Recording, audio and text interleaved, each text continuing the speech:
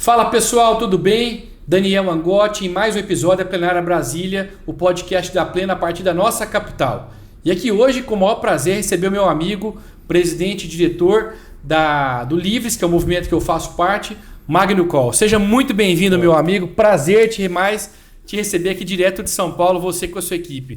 Obrigado. Que aqui seja também uma casa que a gente pode divulgar as ideias de liberdade. Essa parceria da Plena com o Livres é muito importante. Seja muito bem-vindo, meu amigo. Legal, obrigado. Prazer estar aqui. Finalmente vem aqui conhecer o escritório. Valeu pelo convite, Angotti. É isso aí. Bom, eu sei que você está em São Paulo e tem vindo muito a Brasília junto com a equipe para cá. Para o pessoal que está nos acompanhando lá de casa, eu queria que você contasse um pouquinho. O que é o Movimento Livres? Eu faço parte dele quase desde o começo do movimento, né, dos mais antigos. É um orgulho caminhar ao seu lado, mas é um movimento de ideias liberais. Eu queria que você contasse ao pessoal o que é o Livres, como é que ele surgiu, um pouco da história, para que as pessoas conheçam mais o movimento. Bem, de forma muito resumida, o Livres nasceu como um grupo formado dentro do antigo PSL, que tinha como visão, no futuro, renovar o partido, mudar as estruturas do partido, não só os nomes, mas também a forma como as coisas aconteciam dentro do partido. Essa experiência não deu certo, o Livres saiu do PSL e tentou depois inventar para si mesmo um lugar para atuar. Acabou se fixando como uma organização da sociedade civil. Hoje o Livres tem associados, que são pessoas que ocupam diversas posições no setor público, no setor privado. Nós temos um conselho acadêmico que nos ajuda no posicionamento da instituição, e nós fazemos esse trabalho de propostas de políticas públicas, de suporte, às vezes, a pessoas que estão montando pré-candidaturas e procuram uma agenda, e a gente está ali para ajudar essas pessoas.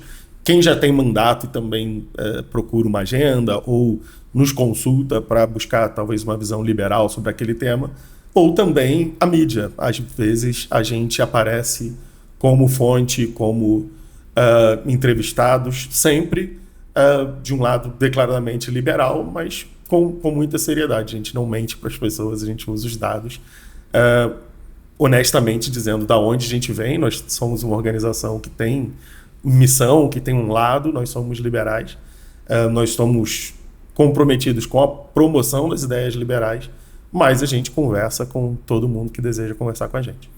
Teve esse final de semana agora, a Assembleia do Livres. Isso. Como foi? Foi uma recondução de trabalho, novos conselheiros? O que mudou agora dessa semana para cá? Nós temos, pelo estatuto, uma periodicidade que os conselheiros servem no conselho. O Livres tem alguns conselhos. Nós temos o Comitê de Ética, nós temos o Conselho Fiscal e nós temos o Conselho de Administração, que é a entidade maior da organização. E nesse final de semana nós tivemos a Assembleia Geral de Associados, é a 6ª Assembleia que nós promovemos. Todos os anos nós temos uma Assembleia Geral de Associados para que o Conselho Acadêmico o Conselho de Administração fosse parcialmente renovado. Nós temos estatutariamente 4 conselheiros eleitos pelo próprio Conselho de Administração e 3 conselheiros eleitos pela Assembleia Geral de Associados. Então, nesse final de semana, nós tivemos 2 conselheiros reconduzidos e outros 6 conselheiros novos tomando posse como conselheiros de administração. E a diretoria executiva não permanece a mesma? Isso, a diretoria executiva permanece a mesma. Nós somos oficialmente eleitos também pelas normas que regem as associações. Mesmo os profissionais precisam ser eleitos pelos conselhos. Nós permanecemos o mesmo, com a mesma composição, mas nós temos no meio dos mandatos dos conselhos também uma discussão sobre o nosso papel enquanto diretor. Uma das ideias de estar mais em São Paulo do que aqui, talvez seja pela proximidade que você, o Mano Ferreira tenha com a imprensa de São Paulo, que acaba por ser relevante para a imprensa nacional? É sempre um dilema para organizações do nosso perfil escolher São Paulo ou Brasília. Brasília certamente nos fortaleceria em certas áreas do nosso trabalho, principalmente uma presença mais forte, não só junto a organizações do Executivo, mas também e talvez principalmente no legislativo, São Paulo tem essa facilidade, não só da imprensa, eu acho que principalmente da imprensa, mas também conseguir falar melhor com potenciais doadores, né? O Livres vive 100% de contribuições dos associados e de doadores, então estar perto de onde o dinheiro está também é muito importante para a sobrevivência de uma organização como a nossa. E a mídia acaba sendo também um pouco natural, e a gente tem uma boa relação com a mídia, a gente está com bastante frequência na mídia, foi uma construção de muitos anos, mas que a gente tem conseguido fazer isso com muito sucesso. Posteriormente, estar aqui em Brasília, ter alguém permanentemente em Brasília, é uma coisa que a gente tem em mente. Hoje em dia a gente está em Brasília esporadicamente, em geral quando a gente tem uma agenda a gente vem aqui, mas eu não tenho ninguém do meu time aqui que esteja permanentemente baseado em Brasília ainda.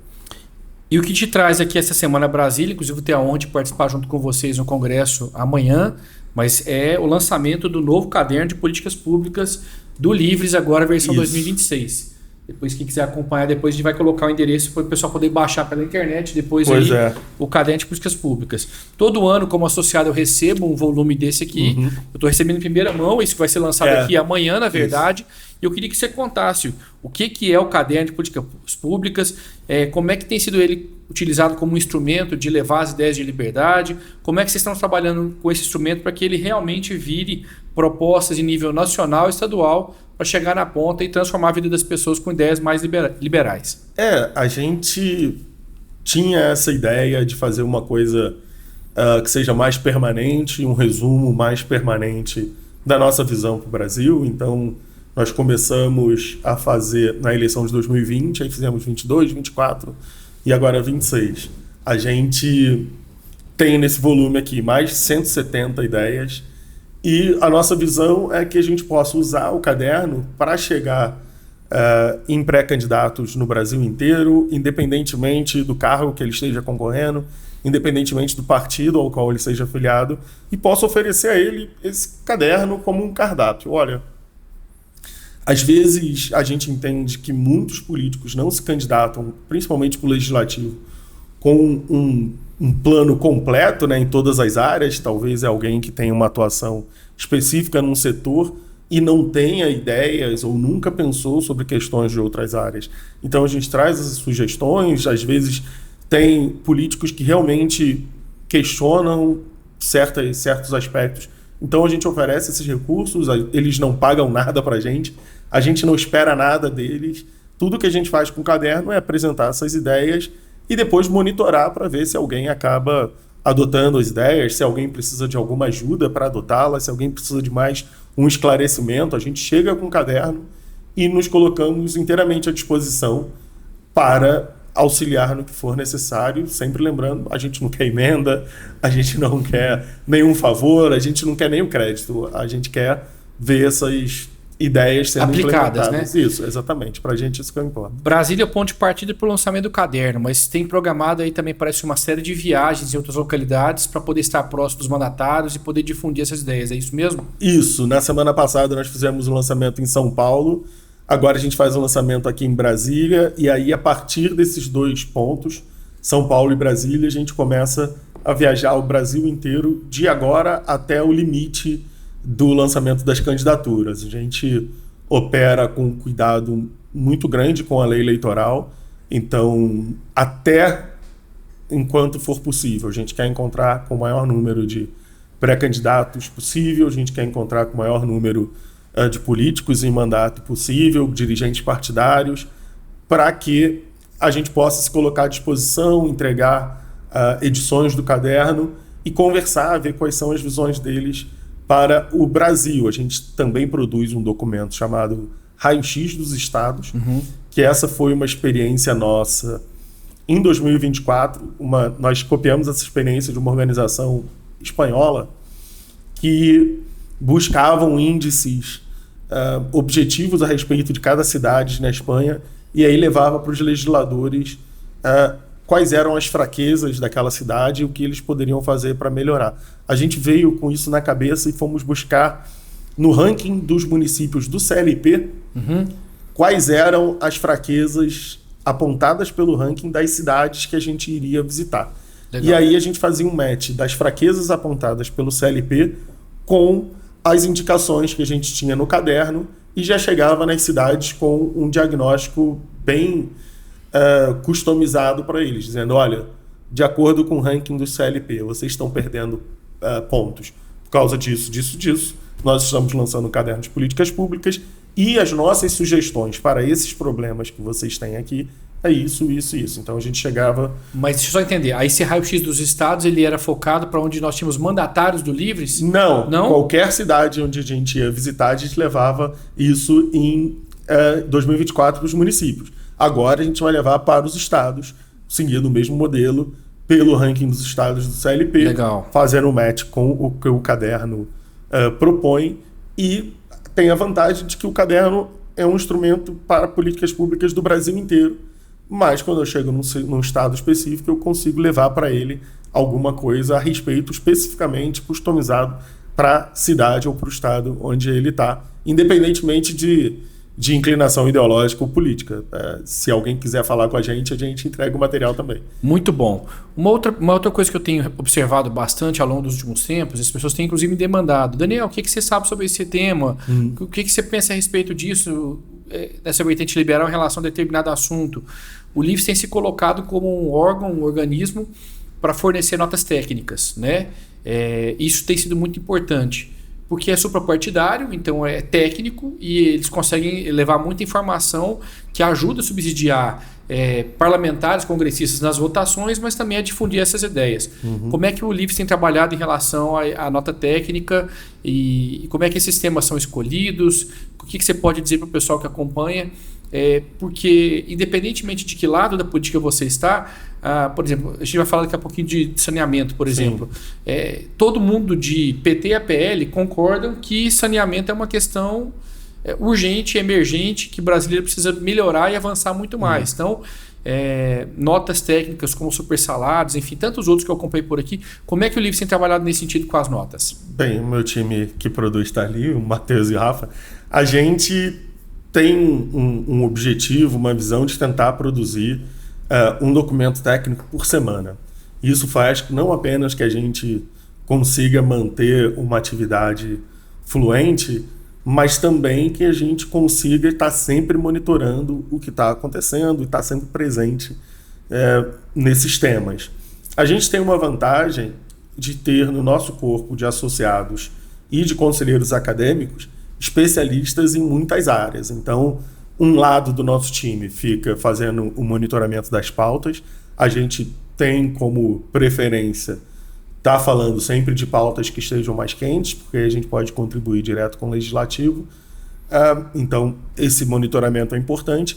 E, ao mesmo tempo, a gente está sempre conversando com os nossos associados, com nossos conselheiros acadêmicos, para ver o que eles podem trazer para a gente em termos de contribuição para os documentos. A gente não tem um time muito grande, então a gente não consegue fazer pesquisas próprias aprofundadas a respeito dos temas das notas técnicas, mas a gente consegue fazer uma reunião daquilo que está sendo debatido na primeira fila do conhecimento científico sobre esses temas.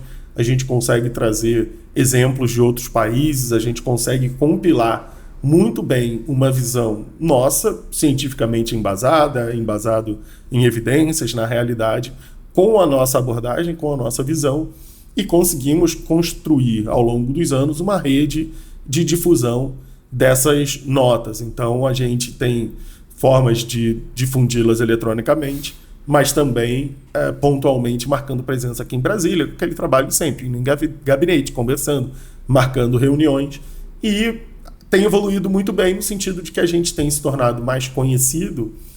Então, se num primeiro momento a gente ativamente levava esses pontos para os parlamentares ou para os assessores, oferecendo nossa visão de mundo, hoje em dia esse movimento começa a acontecer de forma contrária também, né? Eles vêm atrás da gente pedindo documentos, vêm atrás da gente perguntando se a gente fez uma análise sobre o tema, ou leem os nossos documentos e nos convidam para vir para uma reunião, para aprofundar mais sobre o tema. Então, a gente vê uma coisa que começou com a nossa presença ativa em cada gabinete, com cada assessor, e hoje se tornando vendo uma reversão dessa ordem, com eles nos chamando para debater isso. Antes de me mudar para Brasília, eu tinha uma atuação muito forte em Minas, especificamente lá em Uberaba, que é a minha cidade, e um documentário que eu passei por muitas vezes, não só em escolas, mas também para movimentos empresariais, foi o documentário do Plano Real, que talvez nos últimos anos do movimento foi um documentário que foi muito esclarecedor e mostrou uma virada de chave da economia brasileira. A gente sabe que no quadro dos conselheiros tem lá Gustavo Franco, pessoas que são muito atuantes na questão econômica, né, que também difundem ideias de liberdade econômica. Isso é importante no movimento. Mas além do Caderno de Políticas Públicas aqui essa semana em Brasília, nós vamos lançar também aqui um documentário que vai trazer um documentário sobre o marco do saneamento, não é isso? Queria que você contasse um pouquinho, porque assim, isso mostra realmente como o Livres cresceu como movimento, como ideias. Você vê, de documentário da parte econômica, nós estamos tratando agora de uma questão básica da sociedade, que é a questão do saneamento. É uma questão que a gente sempre teve em vista. Assim. Muitas pessoas, por muito tempo, tendiam a associar o liberalismo à pauta econômica, e por questões óbvias, né? Boa parte das contribuições dos liberais na política tendem a ser mesmo na área econômica. O Plano Real talvez seja o maior exemplo, mas não é o único. Há várias outras participações de liberais em diversos governos, quase sempre na pauta econômica, mas a gente sempre teve como missão falar de liberdade, falar de liberalismo em várias outras áreas. E o marco de saneamento para a gente foi muito importante. Quando surgiu lá atrás uma medida provisória, a gente já se mobilizou para fazer com que ajudar a fazer essa medida provisória avançar. A medida provisória caiu, depois virou um projeto de lei, e aí sim a gente meio que se mudou para Brasília, ativamente pressionando, oferecendo argumentos técnicos para os deputados, participando de comissão de audiência pública, falando com o senador, falando com milhares de assessores. Esse foi um tema muito importante, muito central para a gente. A gente realmente colocou, pela nossa compreensão de que dignidade no saneamento muda não apenas o saneamento, o serviço de saneamento em si, mas as evidências mostram que muda questões de escolaridade, muda questões de saúde. Segurança, são muitas outras questões afetadas, emprego, as pessoas passam a faltar menos no emprego. É uma questão tão ampla, e que o Brasil estava tão atrasado em comparação não só aos países ricos, mas mesmo em relação aos nossos vizinhos, que a gente meio que transformou a nossa operação numa força-tarefa para ajudar o marco de saneamento. E a gente tinha essa ideia de depois fazer um documentário, mesmo um curta, né? O documentário de saneamento é um curta de 15 minutos, talvez, mas que desse um pouco mais de substância a essa questão. Hoje a gente sabe que muito da comunicação é feita por pessoas assistindo vídeos, é feita no YouTube. A gente teve essa experiência com o documentário do Real, que apesar de ter 1h30, 1h40 de documentário, é disparado o vídeo nosso mais assistido no YouTube. Então, as pessoas têm disposição de assistir conteúdos mais longos, se eles forem interessantes, e a gente achou que essa era uma linguagem que a gente poderia usar para difundir pelo menos uma compreensão da importância do tema de saneamento. Como professor de gestão, né, e sou mais velho, então eu peguei outras moedas até a transição para o Plano Real.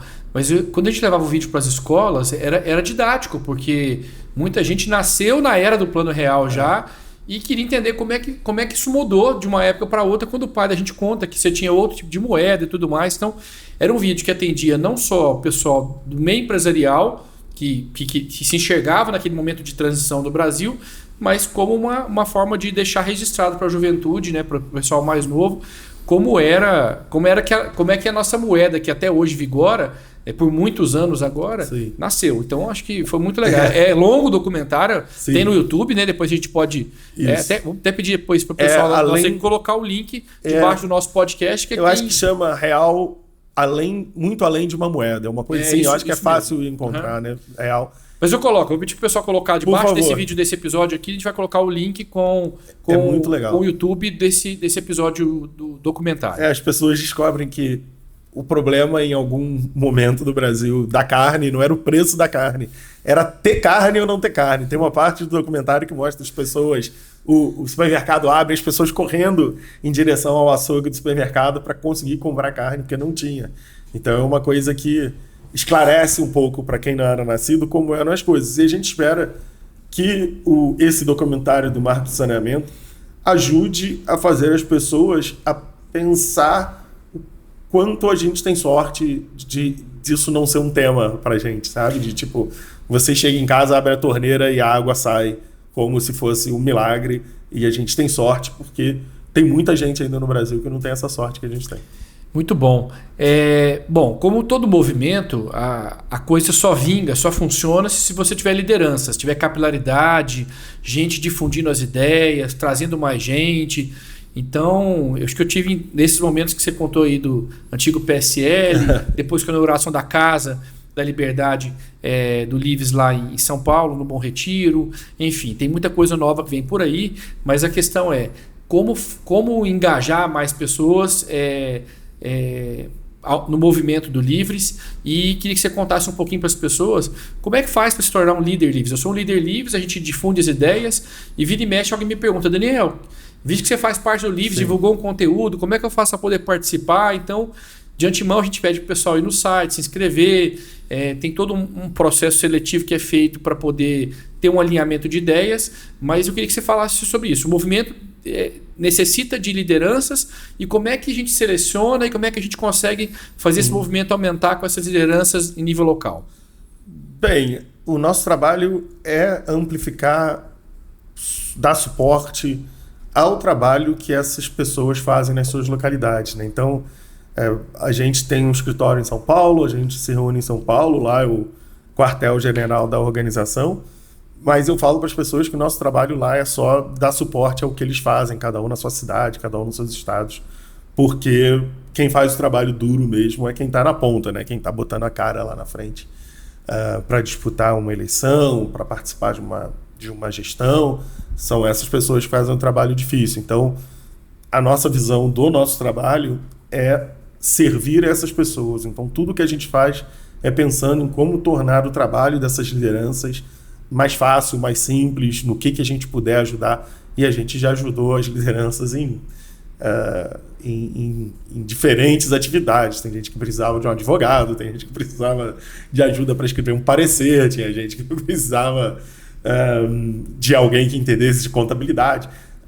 E essas pessoas estão na ponta. A gente tem muito contato com o Legislativo Nacional, que cada deputado tem acesso a dezenas de assessores, e a gente perde um pouco a perspectiva de como é a política em muitos estados brasileiros e em quase todas as cidades brasileiras, que é uma política de muita troca de ideias, de muito corpo a corpo e poucos assessores, pouco suporte aos políticos. Então a gente gosta de fazer isso. Nossos associados que estão nas atividades de sociedade civil, também de militância, nós também damos suporte a eles.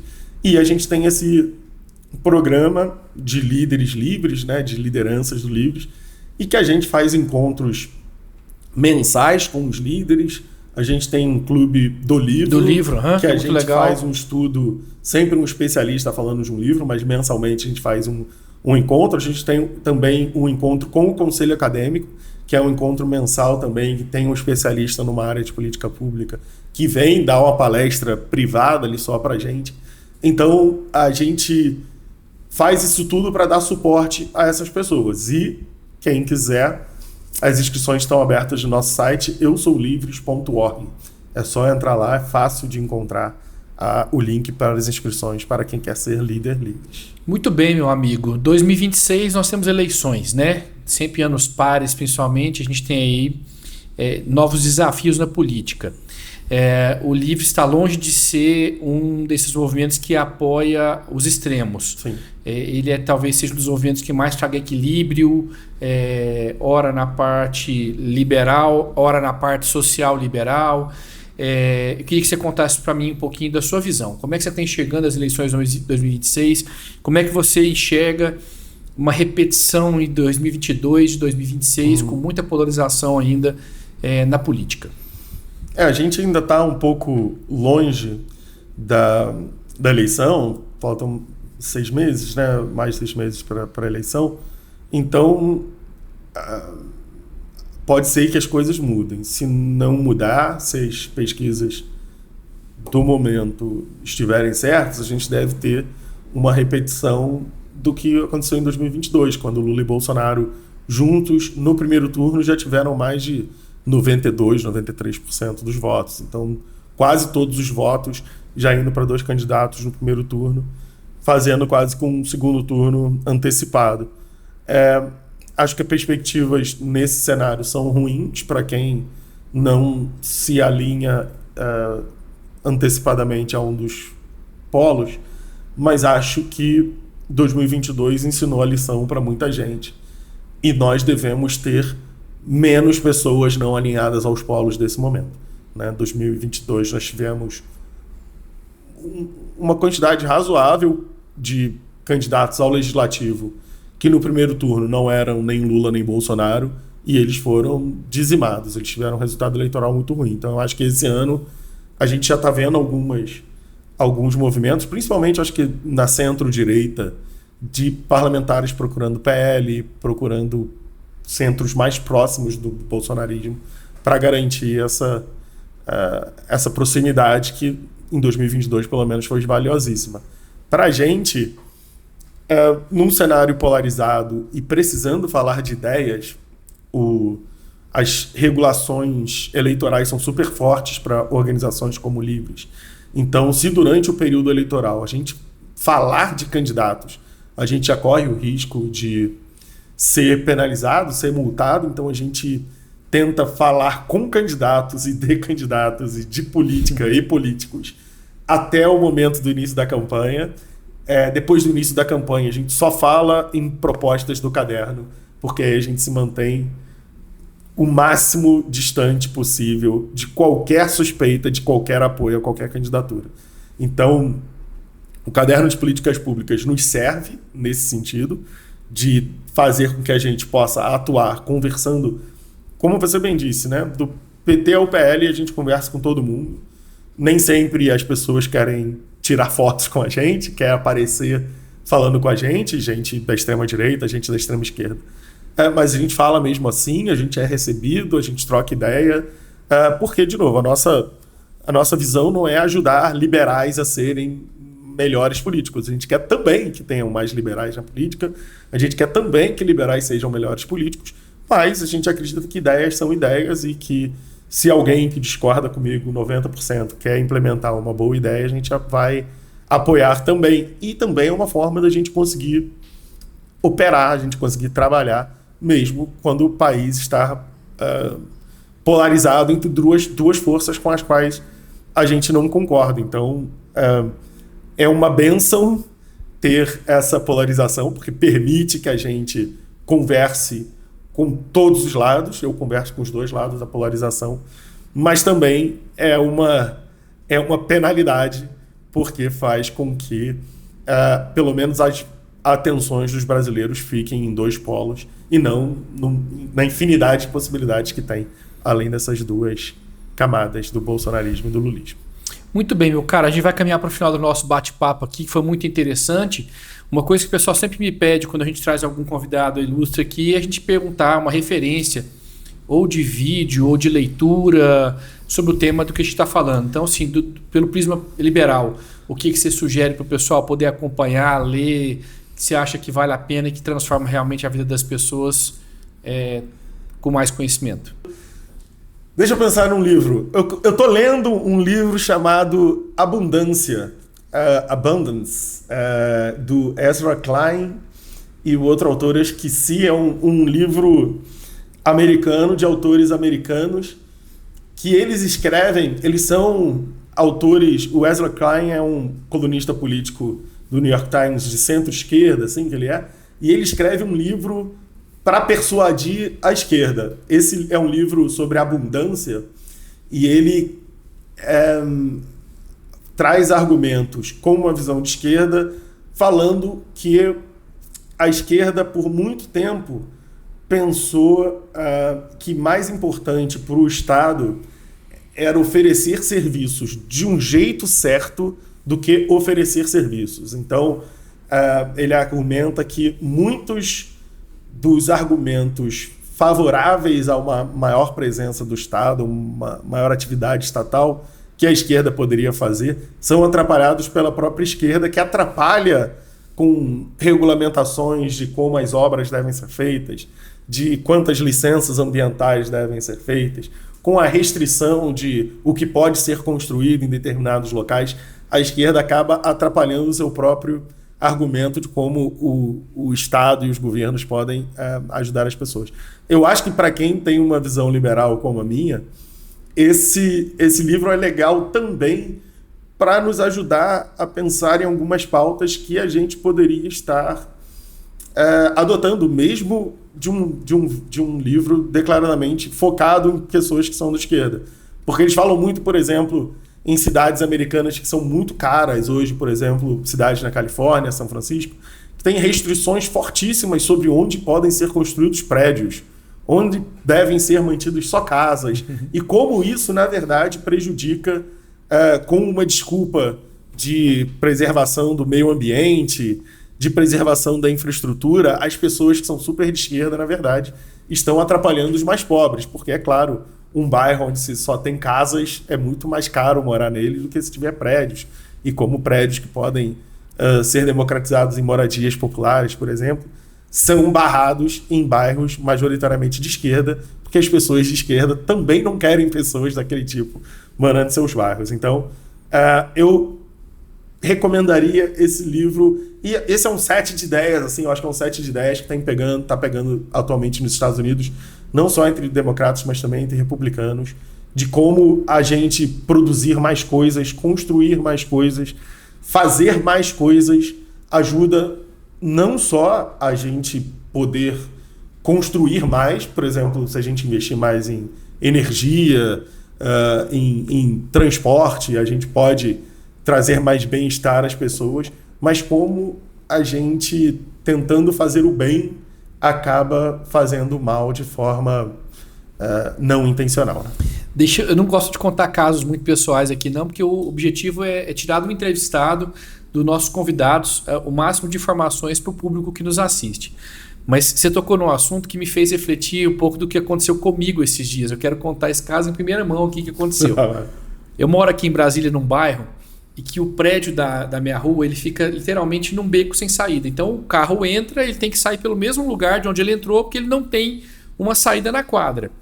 E aí um prédio decidiu então montar um parquinho, investiu R$80 mil num parquinho e colocou num gramado que está à frente entre dois prédios.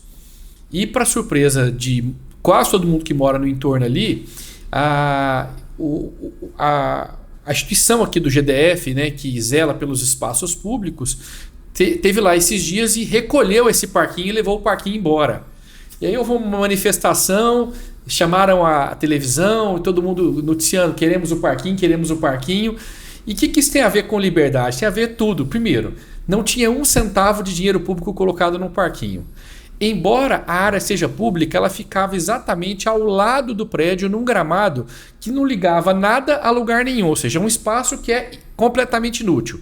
Segundo, o parque não era fechado, o parque era aberto. Qualquer pessoa daquele prédio ou de qualquer outro prédio que quisesse passar por ali podia usufruir do espaço, porque ele não era um espaço controlado. Então, assim, as pessoas se organizam e se o governo monta, se o Estado monta um parque, as pessoas podem utilizá-lo. Mas se alguém da iniciativa privada e pediram licença, pediram autorização, e o negócio está sob julgamento ainda, mas antes de tomar uma conclusão jurídica final, o parque foi recolhido. Então a gente acha que liberdade, valores de liberalismo estão muito longe da gente. Quando na verdade ele está debaixo do nosso prédio, literalmente. Exatamente. As pessoas precisam compreender assim.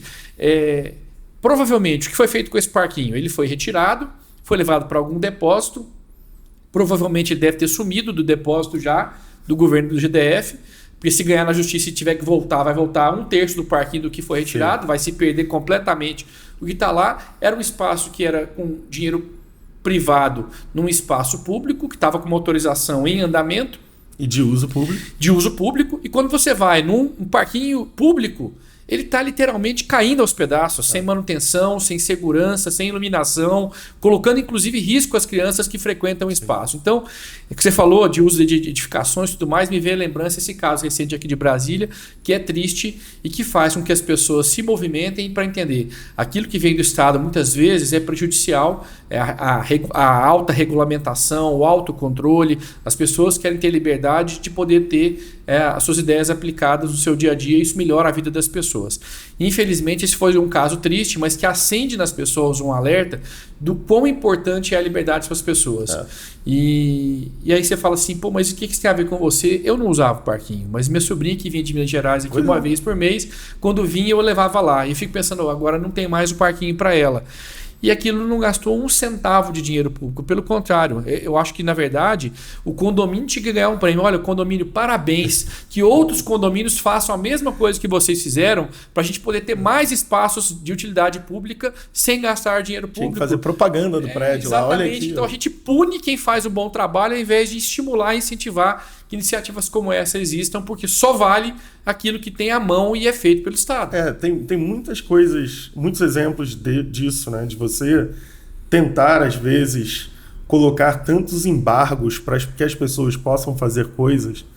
E a gente entende de onde vem isso, né? Vem de uma mentalidade de proteger as coisas como elas são e estão, como se aquilo fosse o formato final. E talvez Brasília seja o grande exemplo disso, né? Não, olha, nós construímos essa cidade aqui em 1960 e é muito difícil mudar qualquer coisa nessa cidade aqui, porque a gente acha que em 1960 nós construímos uma coisa que está no seu formato final e até o fim dos dias a gente quer essa cidade de 1960... Desse jeitinho. Isso, do jeitinho que estava em 1960, que o mundo jamais vai mudar.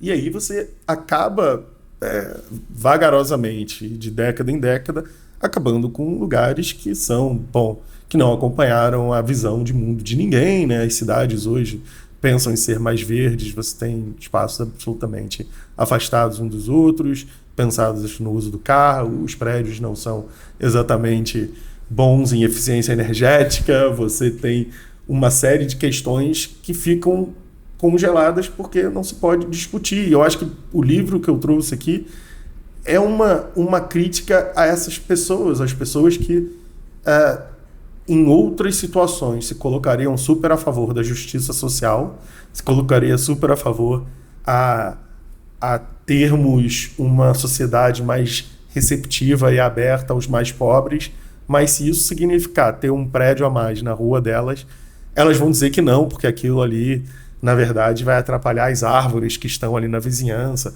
E você pode provar a elas que prédios são muito mais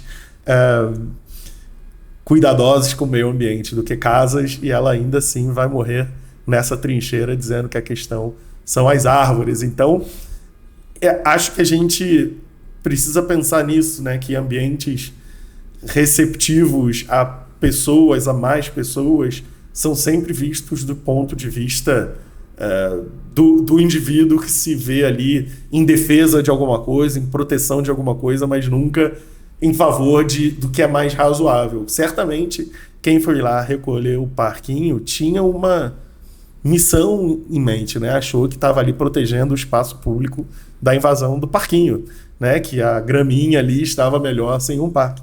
E eu acho que é parte dessa cegueira, assim, uma cegueira burocrática, de que as coisas são e devem permanecer das coisas como elas sempre foram, sem pensar que, na verdade, aquilo estava ali porque tem um impacto, não custou para ninguém, estava aberto para todo mundo. Enfim, eu acho que são questões muito, muito importantes, porque se a gente não pode abrir a cabeça demais para tudo ficar absolutamente desordenado, acho que não poder nem discutir certos temas também faz com que a sociedade fique engessada demais. E embora esteja talvez juridicamente errado, porque estava com a regulamentação, o nível de prioridade disso para tantos males que a sociedade vive é inútil. É uma coisa meio um burocratismo mesmo, né? Que é tipo, isso não poderia estar ali Mas tem um julgamento, não, mas não poderia estar aí, mas não está fazendo mal para ninguém, não, mas não poderia, mas está ali servindo aquela comunidade, não poderia. E você coloca o não poderia como se fosse, é claro, tem coisas que não tem tolerância, né? Se está errado, está errado. Certo. E coloca todas essas possibilidades positivas, sem nem pensar que ainda tinha um julgamento à espera, né? Ainda tinha a questão ainda estava para ser resolvida. Você coloca a lei acima de qualquer coisa, né? Uma determinação, não deve ser nenhuma lei, né? Deve ser uma determinação, uma portaria que faz com que aquilo não possa estar ali. E no final, ninguém foi beneficiado, né? Você acaba prejudicando todo mundo. Porque alguém em algum escritório de algum governo decidiu que era errado ter um parquinho ali. É isso aí. Aqui, vou quebrar o protocolo aqui, Matheus e o Rafa, vem para cá para a gente poder se despedir aqui juntos, para o pessoal poder conhecer um pedaço do time do Livres que faz acontecer as ideias de liberdade. E a gente vai encerrar aqui mais um episódio da Plenária Brasília, agradecendo pelo Magno, pela equipe do Livres estar aqui com a gente. Meu amigo, palavras e considerações finais, muito obrigado por ter vindo aqui e vou acompanhar lá. Mais uma vez, para o pessoal que está de casa acompanhando a gente lá, o novo caderno de políticas públicas que a gente vai ter a honra de poder ajudar a lançar amanhã aqui em Brasília, no Congresso Nacional. Claro. Obrigado. Primeiro, obrigado, Angotti, pessoal do Pleno. Obrigado pelo convite, pelo papo, sempre um prazer. Amanhã nós vamos fazer esse lançamento, mas o importante é que esse caderno está acessível para qualquer pessoa no nosso site www.eusolivres.org/cpp. Todo mundo que estiver nos assistindo pode baixar a versão digital e quem quiser também uma versão impressa, é só entrar em contato que a gente envia também. Isso aí. Obrigado mais uma vez, pessoal. Muito obrigado pelo nosso bate-papo e até a próxima. A gente se encontra.